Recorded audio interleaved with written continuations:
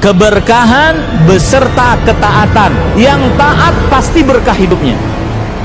Kalau Salafi ini dikejar, Tuhan ini turun pukul 3 pagi. Itu pukul 3 pagi ikut waktu daerah mana? Kalau waktu istiwa kan jalan terus. Setiap matla itu selisihnya kan kecil. Berarti Tuhan pindah-pindah. Ya. Kalau waktu Indonesia dibagi 3. Itu pukul 3 ikut daerah mana? Mereka mungkin jawabnya turun terus. Kalau turun terus lalu naiknya kapan? Itu kan problem. Nanti mereka ditanya, ngapain turun? Mungkin mereka bilang, loh, Tuhan itu turun untuk mendengar doa kamu, makanya bangun sholat tahajud. Lalu kita tanya, apa kalau tidak turun nggak dengar? Keberkahan beserta ketaatan. Yang taat pasti berkah hidupnya. Ustaz, apakah hadis yang menyebutkan Allah turun ke langit dunia di sepertiga malam terakhir, maksudnya zat Allah yang turun atau bagaimana? Zat Allah Jalla wa'ala.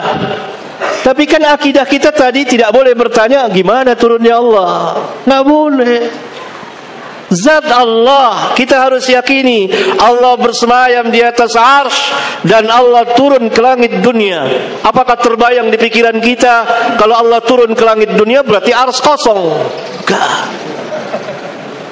Ini kita berbicara tentang makhluk atau tentang Allah?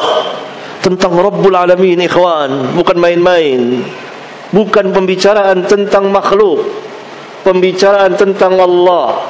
Oleh karena itu Al-Imam Malik rahmatullahi alaih ketika ditanya tentang apa makna Ar-Rahman wa 'alal 'arsy istawa, terdiam Imam Malik, tertunduk dan bercucuran keringatnya. Kenapa yang ditanya tentang Allah? Bukan main-main. Ar-Rahman, tidak ditanya tentang fulan dan fulan. Ini Allah. Karena itu Imam Malik menjawab, istiwa itu maklum. Semua orang Arab tahu istiwa. Tapi bagaimana Allah istiwa, nggak ada yang tahu, majhul. Beriman kepadanya wajib, bertanya tentangnya bagaimana cara istiwa itu bid'ah. Dan saya lihat engkau laki-laki yang buruk, keluarkan dia dari masjid, gitu. Ini bukan penanya, bukan. Ini contoh. yakni ikhwan kaum muslimin muslimat, kita harus imani apa yang datang dari Alkitab dan Sunnah, dan akal kita yang sehat dan memiliki ketegasan akan menerima. Walaupun semuanya tentu tidak bisa akal mencernanya, kaifiyahnya itu tidak diterangkan oleh Allah. Kita beriman Allah bersemayam di atas arsy. Kita beriman zat Allah setiap malam, sepertiga malam yang akhir turun ke langit dunia. Wajib kita imani.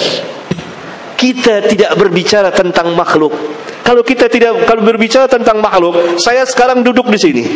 Sebentar kalau saya pindah keluar, maka tempat ini ada saya tidak? Nggak ada, kosong. Ini makhluk.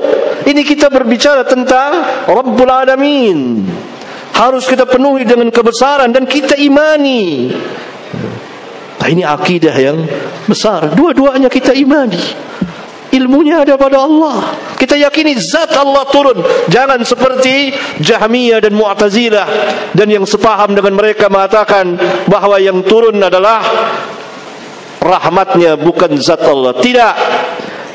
Karena Nabi SAW berbicara dengan bahasa Arab. Nuzul, turun. Zat Allah. Tidak boleh kita bertanya gimana Allah turun, enggak boleh. Bid'ah pertanyaan itu. Sama seperti tidak boleh kita bertanya bagaimana zat Allah.